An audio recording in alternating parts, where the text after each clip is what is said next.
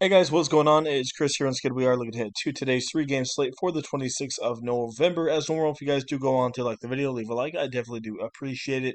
And also, if you guys are new here, hit that sub button as well. We will be doing NBA Fanduel Advice videos almost every single day for you. So, anyway, this was last night for us. Went had a 309.8. Did cash in most tournaments. Just depends on which one you were in. Mostly the lower ones. The higher ones were just crazy cash lines and obviously cash at all of 50-50s. So overall, still profitable night for sure. If you guys do see this video and you still want in on the season pass for $100, you can definitely get in. Tomorrow will be, well, I guess Saturday will officially be the last day for it. Had a couple people that are still interested in it. So, like I said, I'm going to let it run for one more day. So, if you guys want to get in, definitely worth it. It is $100. Like I said, it's going to go back up to $250. And like I said, we still have about 4.5 months of NBA, so you're definitely saving $150. So, we'd love for you guys to get in. If you don't want to get in on the season pass, don't worry about it. We do have a $15 week pass and a $40 month pass available for you as well. So, if you want to get in, check out our Twitter in the comment section below. So, yeah, 309.8 last night. Went a little bit different. Didn't really pay up for anybody too much. I think this lineup could have had a lot more potential. Easily could have scored a 320, 325. Like I said, we'll get into that. So, Kevin Porter, he did okay. He wasn't really aggressive. I guess he was, but just didn't do good enough for us on the points wise. Still got 34-4. I went really GPP tonight. A lot of these guys were really low owned, but also it was a massive slate. Brunson had 43. Game went to overtime. DeRozan, another game went to overtime, 47.5. Jalen Green fouled out against Atlanta. He's looking at about 41, 42. Wiggins popped off against Utah. Another guy that was only about 5% owned. And I think he had 30 at halftime, so dude popped off. Dort, I don't know what happened to him. He had like 19 at halftime, so unfortunately, only finished with 21.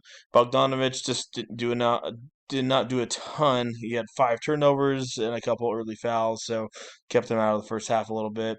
Another guy, Patrick Williams, he was actually like 27 points, but I think they knocked a rebound, 1 assist, and a block off from the dude, so that kind of sucked.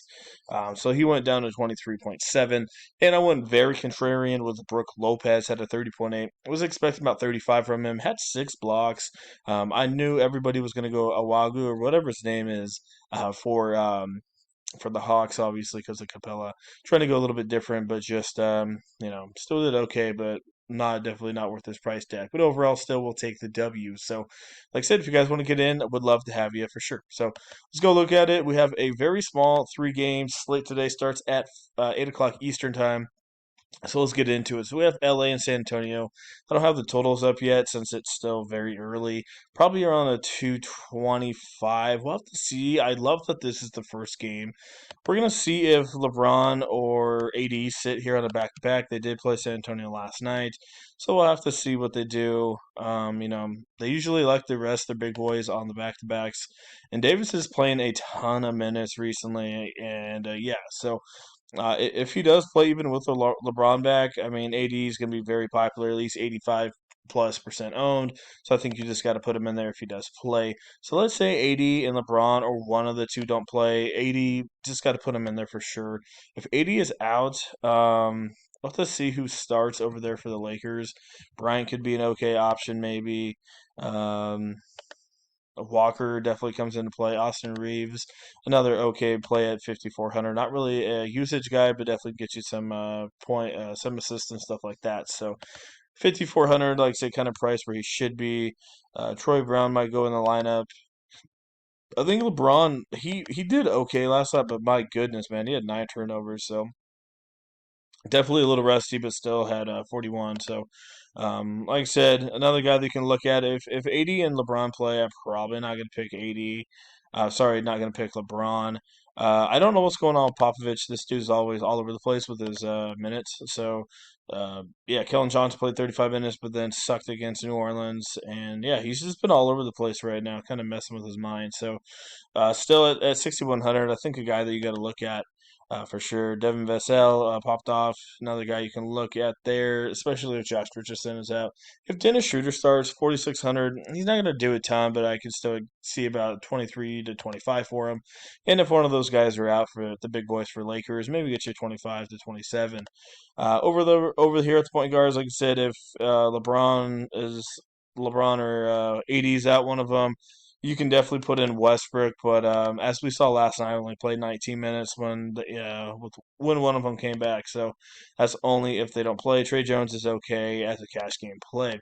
Oklahoma City and Houston, both these teams.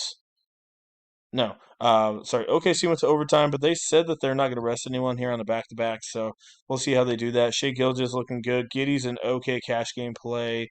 Porter and Green, once again, both those guys are in play. OKC's been playing very quick recently. I don't mind going back to the well with Logan's Dort over here at the small forward position. Easton kind of disappointed yesterday. If Gordon's out again and Sengun and all the same guys, then obviously got to look at Kenyon Martin and oh man, my bad, Kenyon Martin and who's the other one? Oh yeah, Smith. My bad. Probably look at both those guys. Usman Garuba as well. He had foul trouble, but another guy that I don't mind if if everybody's out once again for Houston. Pacheski and Robinson Earl really have been sharing minutes, so I'm not really a big fan of those two. Um, so yeah, that's kind of what we're looking at in there. And for Bruno's not really worth a look in my eyes. Last one we have is Utah Phoenix, probably about a 225. Once again, all these teams are on back to back. CP3 is game time decision. If he doesn't play, it's going to be the normal rotation there for Phoenix. So Payne's obviously worth a look. Should be a good one. Payne, Clarkson, both in play. Booker, Bridges, Beasley, Craig Sexton. All these guys are in play. Should be a pace up game here for sure. So this is probably the game I'm going to be targeting. I think Markin is a little expensive at 8-2, but you can still take a shot with him. But as you see, he's been scoring, but just not doing anything else. So a little hesitant on that, but he is playing big minutes at 82, so maybe look at him.